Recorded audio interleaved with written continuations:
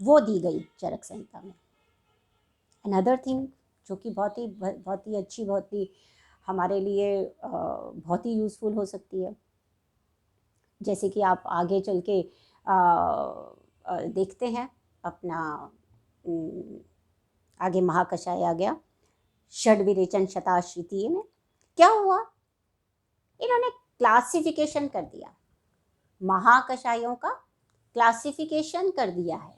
ठीक है, अब महाकषायों का क्लासिफिकेशन किया है, कैसे किया, एक आसहर है, कुष्ठाग्न है, ये जीवनीय है, ये बृंघणीय है, ये लंघनीय है, ये लेखनीय है, इस तरह से श्वासहर, कासहर, हर तरह से उनको एक एक ग्रुप बना दिया, जिसके कषाय कहा, एक एक ग्रुप बना दिया। और लास्ट में क्या कहते हैं, एक 500 महाकषाय इस तरह से बना दिए, 50 ऐसे करके बना दिया, ड्रग्स आ गए और वो क्लासीफाई हो गए, अलग अलग कषायों में क्लासीफाई हो गए। अब लास्ट में क्या कह दिया उन्होंने, बहुत ही प्रैक्टिकल बात बोली, उन्होंने कहा जी हमने ये जो बताए हैं ना, ये ऐसा नहीं है कि यही हैं, इतने ही हैं, बहुत सारी औषधियाँ, क्योंकि इस संसार में न अनौषधि भूतम जगत किंचित, न अनौषधि भूतम जगत किंचित। जब इतनी बड़ी प्रतिज्ञा कर रहे हैं कि अनौषधि भूत कुछ हो ही नहीं सकता इस पूरे संसार में, तो भला इनमें हम ये वर्ग बना के इतने से महाकषायों में कैसे इसको सीमित कर रहे हैं। तो उन्होंने कहा नहीं, सीमित नहीं कर रहे हैं, सीमित नहीं कर रहे हैं हम क्या कर रहे हैं, हमने सिर्फ बताया है कि अगर अल्प बुद्धि हैं हमारे जैसे अल्प बुद्धि अगर हैं तो इतने बहुत हैं। जब हमें कास की चिकित्सा करनी हो, हम ये ग्रुप ऑफ ड्रग्स हैं, इन्हें यूज कर सकते हैं। ठीक है, श्वास हर के लिए ये यूज कर सकते हैं। इस तरह से जो भी हमारा काम है, जिसकी भी हम चिकित्सा करना चाहते हैं, अगर अल्प बुद्धि है तो इतने से चल जाएगा, प्रैक्टिकली चल जाएगा आराम से। ये प्रैक्टिकल है, आप कहते ना एप्लीकेबिलिटी है, एप्लीकेबिलिटी क्या है, प्रैक्टिकल एप्लीकेबिलिटी है। अगर कोई अल्प बुद्धि है तो चल जाएगा उसका काम, विपुल बुद्धि है मान लीजिए, है ना, जिससे हमारे बच्चे हैं आजकल, मैं ऐसा मानती हूँ कि हमारे जो स्टूडेंट्स होते हैं वो हमसे ज़्यादा अच्छे होते हैं, क्योंकि उनके पास एक्सपोजर ज़्यादा है। वो बहुत सारे दूसरे देशों से सोशल मीडिया के माध्यम से वो बहुत ज़्यादा अलर्ट भी हैं और बहुत ज़्यादा नॉलेज भी गेन कर सकते हैं अगर वो गेन करना चाहें तो, है ना। तो मैं ऐसा मानती हूँ कि उनकी बुद्धि विपुल है, वो विपुल बुद्धि वाले लोग हैं। तो उन्होंने कहा कि अगर विपुल बुद्धि वाला कोई है तो उसको ये फॉर एग्जाम्पल है, शॉर्ट में बता दिया गया है। आप जो है अनुक्त अर्थ, जो यहाँ पर अर्थ नहीं कहा गया है, उस अनुक्त अर्थ का भी ज्ञान करके आप अपना कंपाउंड, अपना योग आराम से बना सकते हो। ठीक है, तो उन्होंने एक तो इमीडिएट अप्लाइड एस्पेक्ट बताया कि अगर किसी के पास बुद्धि कम है तो उसके लिए ये इनफ है, कोई दिक्कत नहीं। और अगर बुद्धि ज़्यादा है तो जो नहीं कहा गया है, इसी पैटर्न पे चलते हुए कि कैसे हमने क्लासिफाई कर लिया, उनके गुण धर्म ऐसे थे कि वो उस पर्टिकुलर व्याधि विशेष में काम करते थे। तो अगर हमारे पास बुद्धि है तो हम भी सोचेंगे कि और भी जो द्रव्य इसी गुण धर्म के हैं उनका भी प्रयोग कास में, श्वास में, हिक्का में, जहाँ भी हम करना चाहते हैं, सर्दी में, कहीं भी कर सकते हैं। ठीक है ना। तो उन्होंने कहा कि ये कम्बिनेशन कैसे बनेगा, ये उन्होंने एग्जाम्पल के तौर पे बना के दिया कि इनको एक साथ प्रयोग करने पर ये औषधियाँ एक दूसरे को काटेंगी नहीं, सिंक्रोनाइज्ड होंगी। और सिंक्रोनाइज्ड कैसे होंगी, क्योंकि उनके ये रसगुण वीर्य विपाक प्रभाव। तो इसलिए उन्होंने एक तरीके से हमको एक गाइडेंस दे दी कि हम जब भी अगर कोई औषधि योग बनाने जाते हैं तो हम उसके रसगुण वीर्य विपाक प्रभाव को एनालाइज करें, है ना, रिसर्च आउट करें और फिर उनका योग बनाएं, जिससे कि वो एक दूसरे को ना काटते हुए काम कर सके। So how to prepare a compound, ये सब चीजें वहां पर क्लियर होती हैं। और देखिए आप, इतना ही नहीं, यहाँ पर एक और बहुत ही अच्छी बात मैं आपको यहाँ बताना चाहती हूँ कि जैसे अगर हम कोई प्लान डेवलप करना चाहते हैं, जैसे न्यू हैबिट्स को डेवलप करना चाहते हैं, मान लीजिए हम न्यू हैबिट्स डेवलप करना चाहते हैं। आज की डेट में आप देख रहे हैं कोरोना फैला हुआ है और सबसे बड़ी बात यही हो रही है कि भाई हमारा लाइफस्टाइल जिसका ख़राब था, उसकी इम्यूनिटी ख़राब थी, उसकी वजह से वो ज़्यादा पकड़ में आ गया या जो भी। अगर हम अपनी किसी भी नई हैबिट को डेवलप करना चाहते हैं, यानी कि हम जो पहले गलत गलत प्रैक्टिस कर रहे थे उसको हम सुधारना चाहते हैं, हम जो है पहले जंक फूड ज़्यादा खा रहे थे, अब हम उनको छोड़ना चाहते हैं, ठीक है ना, स्मोक कर रहे थे, ड्रिंक कर रहे थे, हो सकता है छोड़ना चाहते हैं, और हितकर की तरफ बढ़ना चाहते हैं। तो प्रैक्टिकली क्या है, अचानक से नहीं छोड़ना, अचानक नहीं छोड़ना। उन्होंने बिल्कुल बिल्कुल स्पेसिफिकली कहा, क्योंकि अभी आप देखेंगे कि मॉडर्न में भी जो रिहेबिलिटेशन है ना, रिहेबिलिटेशन करने के लिए क्या किया जाता है, उसको उसकी वो बैड हैबिट्स से छुड़ाकर साइकोलॉजिकल काउंसलिंग में भी हम रिहेबिलिटेशन का एक अलग से जो है वो सेक्शन है।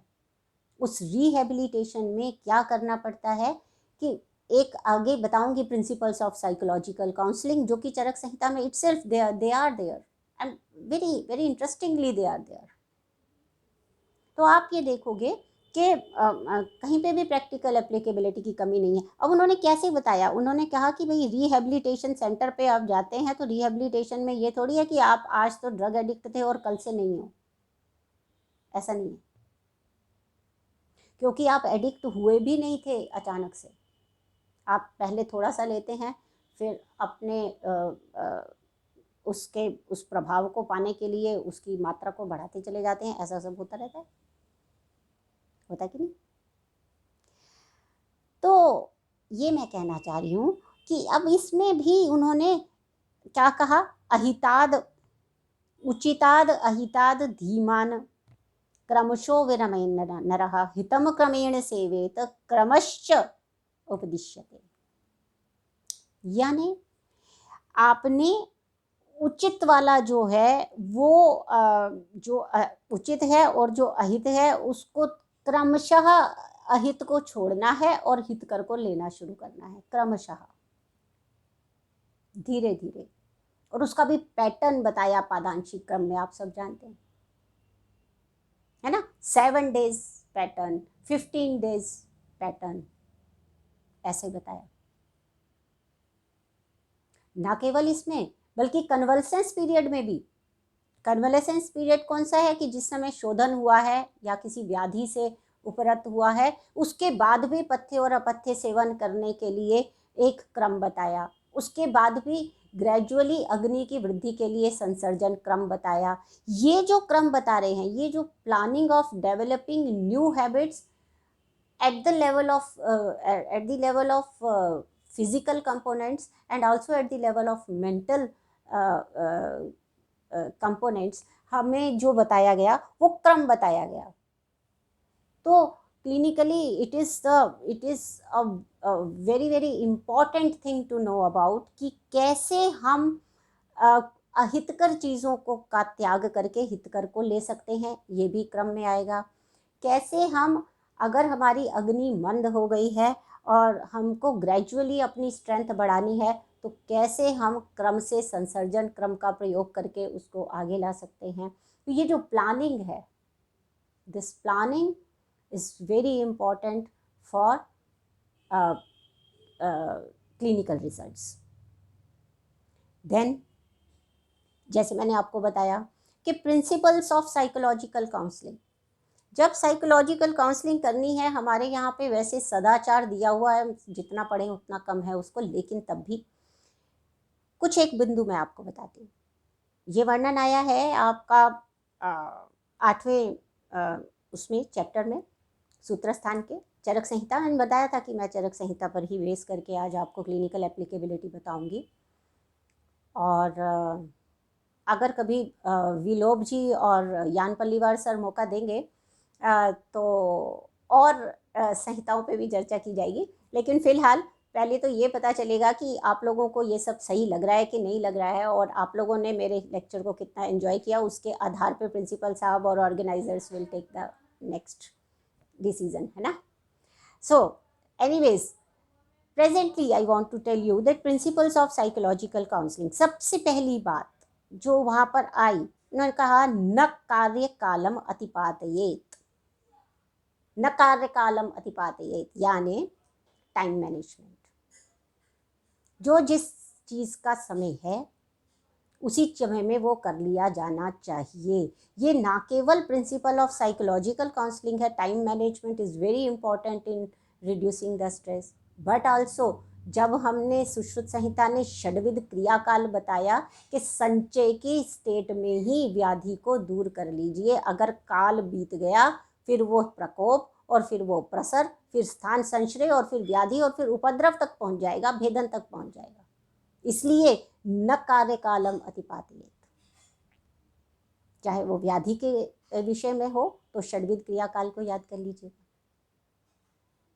और अगर वो अपने टाइम मैनेजमेंट के लिए हो तो भी अगर समय निकल जाए, अच्छा न कालम अतिपातयेत, अब भोजन का समय है और भोजन के समय भोजन नहीं कर रहे हैं, या तो जल्दी जल्दी कर रहे हैं, फटाफट फटाफट, अभी खाया अभी फिर से खा लिया, अभी इसके बाद पिज़्ज़ा, पिज़्ज़ा के बाद बर्फ़ी, बर्फ़ी के बाद coffee, and the things are going on.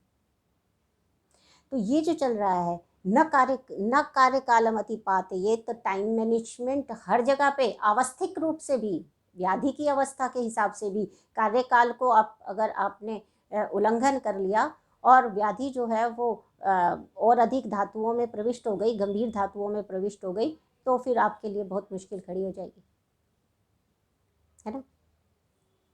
दूसरा, न अपरीक्षितम अभिनिवेश।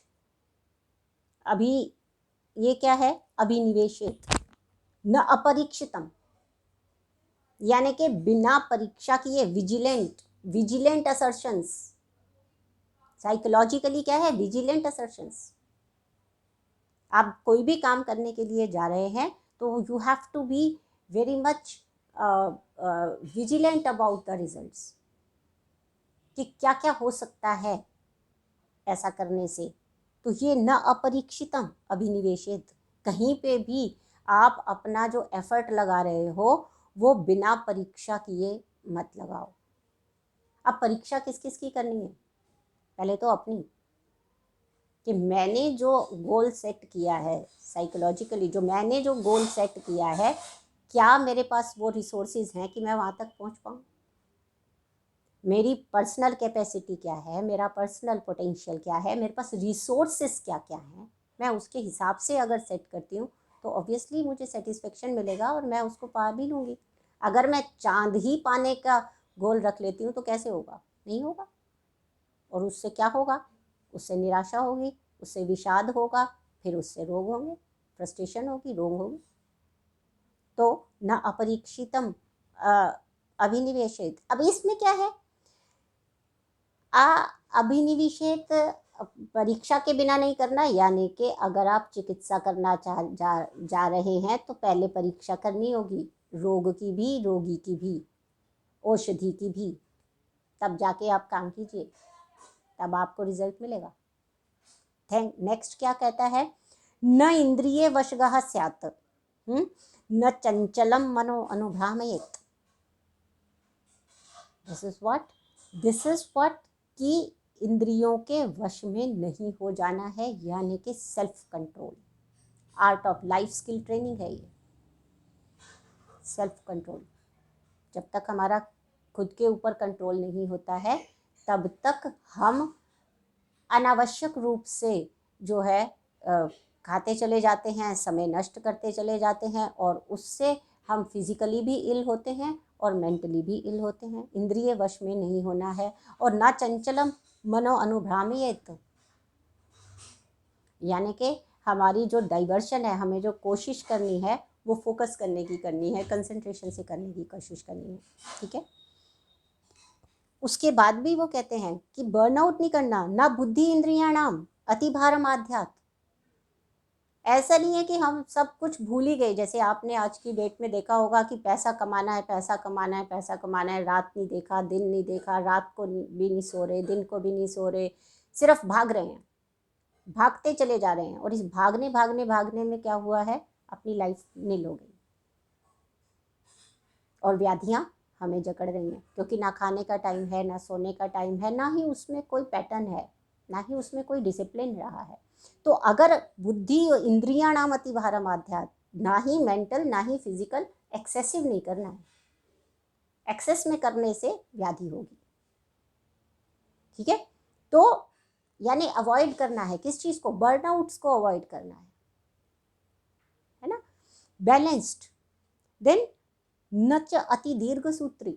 अब ऐसा भी नहीं है कि प्रोक्रेस्टेशन चलती जा रही है, इसे अवॉइड करना है। दीर्घ सूत्री, कल कर लेंगे, परसों कर लेंगे, ये जो आलस्य है, ये आलस्य भी हमारे अंदर व्याधियों का घर बनता है, क्योंकि हमारी एक्टिविटी हमारी इनटेक से मैच नहीं करती है। तो ज़्यादा अकमुलेशंस होते हैं, ज़्यादा अकमुलेशन होते हैं तो obesity, diabetes and so many things do arise.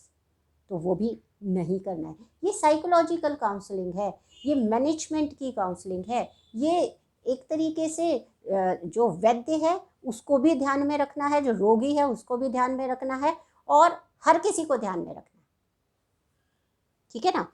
फिर न शोकम अनुवसित, कि छोटी छोटी बातों पे दुखी हो गए, हर समय रोते रहे, ये सब चीज़ों को अवॉइड करना है। अगर वो विषाद में ही रहता है, हमेशा हमेशा ही सॉरोनेस फील करता रहता है, मेरे पास ये नहीं है, मेरे पास ये नहीं है, मेरे पास ये नहीं, नेगेशन, हैबिट ऑफ नेगेशन, इसको हम साइकोलॉजी में कहते हैं निहिलिज्म। निहिलिज्म का शिकार है, मेरे पास कुछ नहीं है, मेरा कुछ नहीं रहा, कैटास्ट्रोफिक, छोटा सा लॉस हो गया, अब मैं बर्बाद हो गया, अब कुछ नहीं बचा, जिंदगी में ही कुछ नहीं बचा, एक चीज में फेल हो गया, अब मुझे पंखे से लटक जाना चाहिए, है ना। ये जो सारी चीज़ें हैं ये बिल्कुल बेकार है। ये उसलिए वो काउंसलिंग क्या कहती है, वो psychological principles of psychological counselling इतनी सहजता से बता दिए गए हैं ना। शोकम अनुवसेत, कोई ज़रूरत नहीं है परेशान होने की। निहिलिज्म से बचना चाहिए, नेगेट मत कीजिए, नेगेटिविटी की तरफ मत जाइए, वहाँ पे जाने से व्याधियाँ होंगी, राइट। उसके बाद अगर क्लिनिकल रिसर्च करनी है, जल्दी से निपटाऊंगी, 10 मिनट शेष हैं, देख रही हूँ मैं समय। क्लिनिकल रिसर्च प्रिंसिपल क्या होता है?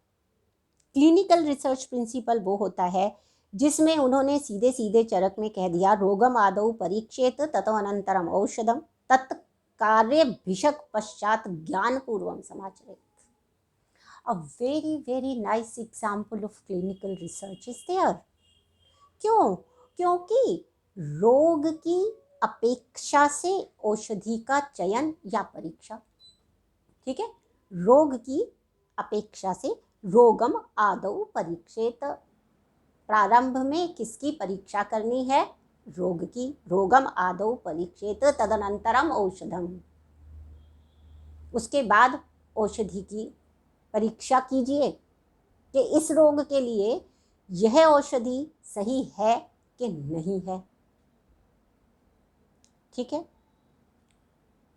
क्योंकि बायोलॉजिकली देखा जाए तो जो भी कंपाउंड हम बॉडी में दे रहे हैं उसका उसके साथ में एक रिएक्शन होता है, एक एक्शन होता है, वो एक एक्शन को प्रमोट करती है। जैसे कि हम बॉडी में एंटीबॉडीज़ प्रोड्यूस करवाते हैं वैक्सीनेशन के थ्रू। तो क्या होता है कि पहले रोग को देखा जाए, रोग की पूरी परीक्षा की जाए। रोग की परीक्षा का मतलब क्या है? कि भाई उसके कारण क्या है, उसकी पैथोजेनेसिस क्या है, बेसिकली संप्राप्ति क्या है, क्योंकि संप्राप्ति विघटन ही चिकित्सा कहलाती है। तो सबसे पहले उसकी क्यों किस किस तरीके से, अब हम उसको ब्रेक कहाँ से करना है, हमें कहाँ से ब्रेक करना है उसको, है ना, उसकी लाइफ साइकिल को ब्रेक करना है कि उसके जो प्रोटीन कवरेज है उसको ब्रेक करना है, किसे ब्रेक करना है। तो वो जो रोग है उसकी पहले पूरी तरह से परीक्षा की जाएगी, उसके हिसाब से फिर औषधि का चयन होगा, क्लिनिकली रिसर्च कर रहे हैं। तो फिर क्या होगा, उसके बाद उसका क्लिनिकल ट्रायल होगा, तथा कर्म अभिषेक जिसे आप क्लिनिकल ट्रायल कहते हैं, वो क्लिनिकल ट्रायल होगा पहले, समझ रहे हैं। फिर क्लिनिकल ट्रायल होने के बाद भी क्या करता है, पश्चात ज्ञान पूर्वक समाचरित, क्लिनिकल ट्रायल होने के बाद भी ज्ञान पूर्वक समाचरित, कि क्या मुझे भी इसे प्रयोग मैं भी इसे प्रयोग कर सकता हूँ, क्योंकि वो किसी दूसरी पॉपुलेशन पे, किसी दूसरे सैंपल साइज पे, किसी दूसरी जगह पे प्रयोग हुआ है, वहां वाला जो प्रयोग है वो यहाँ सफल होता है कि नहीं होता है, इसको देखने के बाद में ही कर्मयोग समाचरित करे। इससे ज़्यादा क्लिनिकल ट्रायल और क्या क्लिनिकल एप्लीकेशन क्या हो सकती है, कि वो रिसर्च के लिए सबसे पहले रोग के अनुसार औषधि के अनुसार उसको पर कर्म करके देखेगा, और फिर जब उसको रिजल्ट्स मिलेंगे तब वो पॉपुलेशन में उसको स्प्रेड करता है, प्रेजेंट करता है, और उसके बाद भी जो व्यक्ति उसको प्रयोग में ला रहा है वो भी उसकी परीक्षा करने के बाद आगे वो प्रयोग में लाता है। तो क्लिनिकल रिसर्च के लिए इन्होंने ऐसे एक हमें इंडिकेट कर दिया है।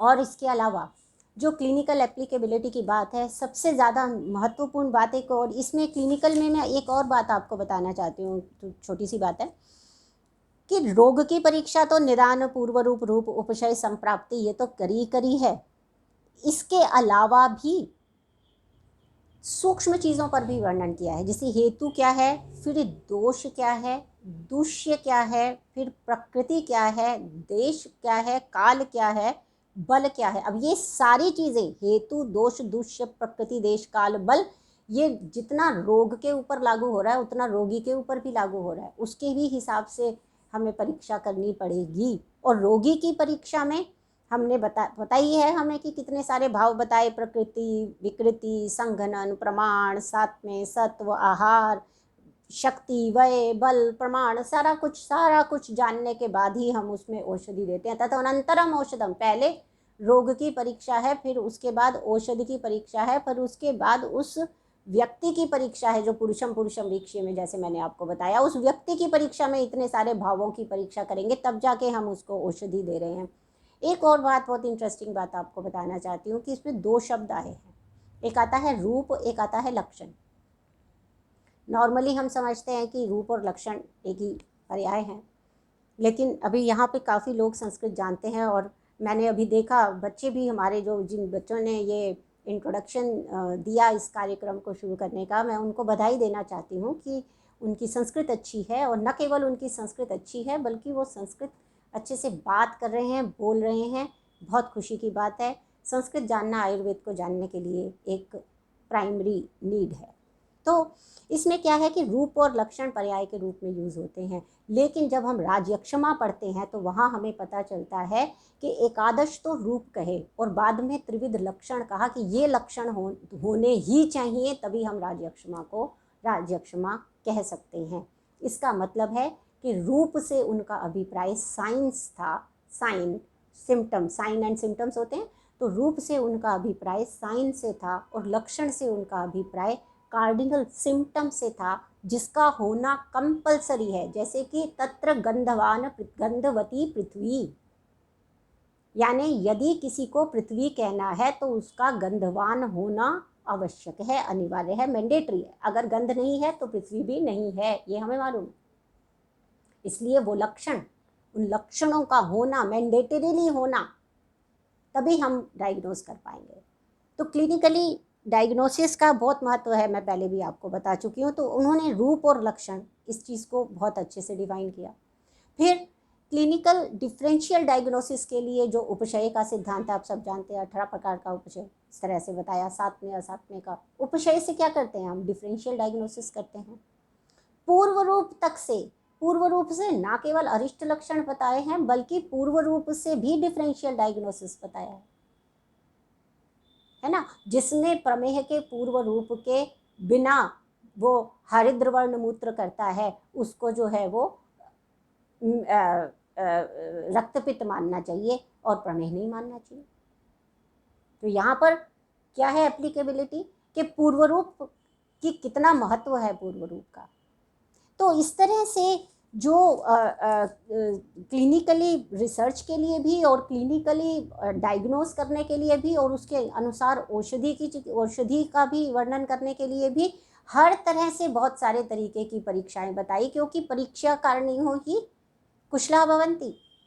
जो परीक्षा नहीं करेगा वो कुशल नहीं हो सकता, वो कुशल चिकित्सक भी नहीं हो सकता। परीक्षा करनी पड़ेगी।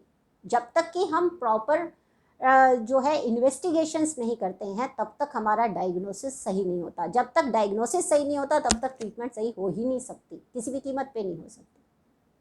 और ट्रीटमेंट सही भी तब होगी जब उस व्यक्ति विशेष का सार संघनन बल प्रमाण वय सात्म्य सत्व सब कुछ पता होगा हमको। हम उसका एक क्लिनिकल फॉर्मेट बनाएंगे, उस फॉर्मेट में हम उसको फिक्स करेंगे और फिर उसके हिसाब से अगर औषधि चुनेंगे तो निश्चित रूप से हमको जो है सफलता मिलने के चांसेस हैं। 100% नहीं, 100% कुछ नहीं हो सकता। Perfection is a wrong word to say about.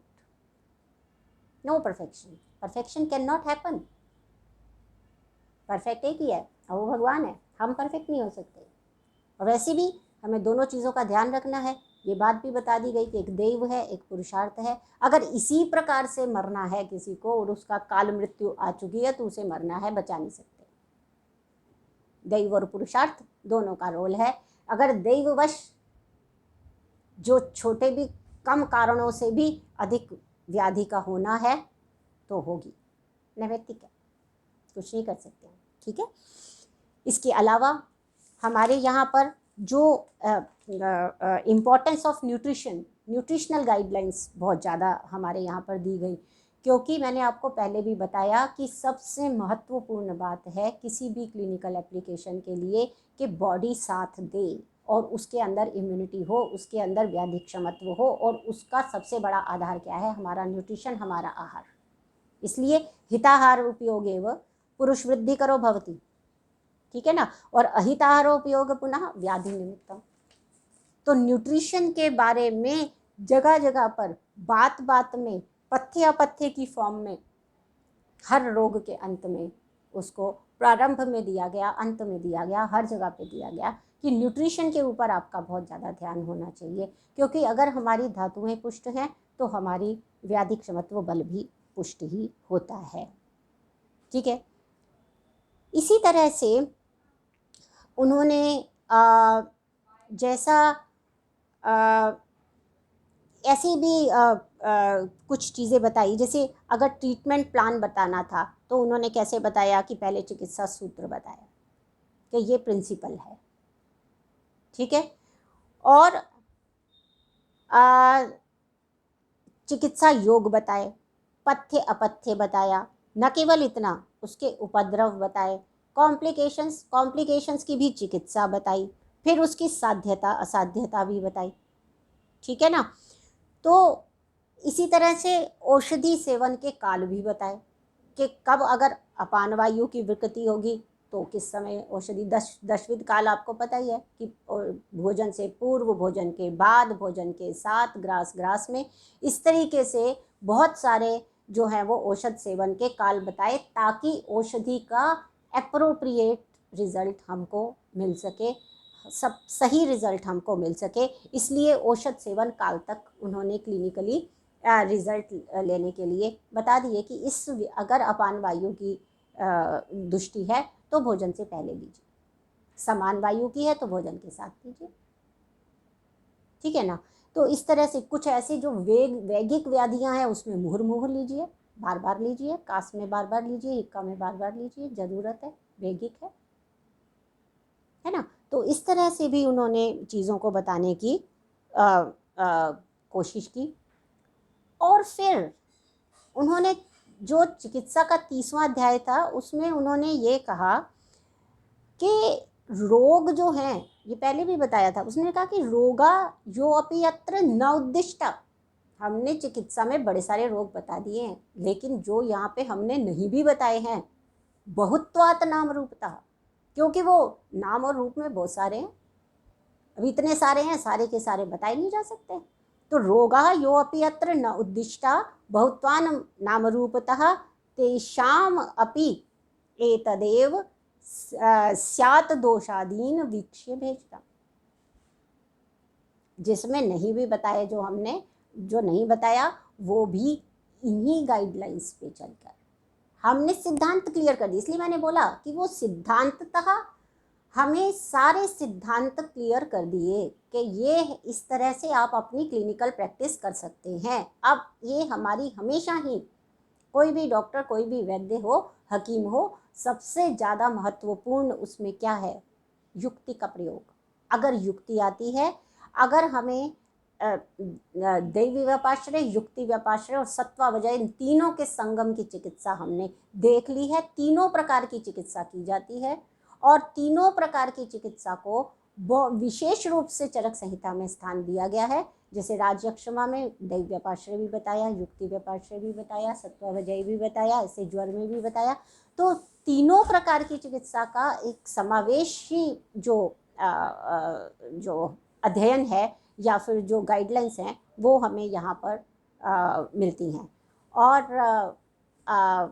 मुझे लगता है कि समय सीमा मेरी समाप्त हुई है, 1 घंटा 4 मिनट हो चुके हैं। तो मैं सिर्फ लास्ट में एक श्लोक बताकर, जो कि चिकित्सा सिद्धि के 12वें अध्याय में उन्होंने कहा कि यदि हम दीर्घम आयु यश स्वास्थ्यम त्रिवर्ग च अपि पुष्कलम, ठीक है, दीर्घम आयु, यश, दीर्घायु भी है, यश भी है, स्वास्थ्यम भी है, त्रिवर्ग, त्रिवर्ग क्या है? धर्मर्थ काम, और चापि पुष्कलम, मोक्ष की भी प्राप्ति कर सकते हैं। कैसे? किंचित च अनुत्तमाम लोके प्राप्नोति विधिना पठन। सिद्धि किसमें मिल सकती है? सिद्धि च अनुत्तमम लोके। अनुत्तमम लोक कौन सा है? अनुत्तम लोक वो है जिसमें हम रह रहे हैं, ये मर्त्य लोक, ये पृथ्वी लोक अनुत्तम है। और उत्तम कौन सा है? जो परलोक है। तो अनुत्तमम लोके प्राप्नोति विधिना पठन, ये पूरे लोक की सारी यश, सारा सिद्धि, स्वास्थ्य, सब कुछ प्राप्त हो सकता है अगर हम विधि पूर्वक चरक संहिता का अध्ययन करते हैं। तो बहुत बहुत धन्यवाद। एक बार फिर से आयोजकों का बहुत बहुत धन्यवाद देती हूँ। नमस्कार। जी विलोक जी। धन्यवाद मैडम। Thank you sir. धन्यवाद महोदय। थैंक यू बेटा। इदानीं अहं वैद्या मधुमती नावकर महोदयां मार्गदर्शनार्थाय निवेदयामि।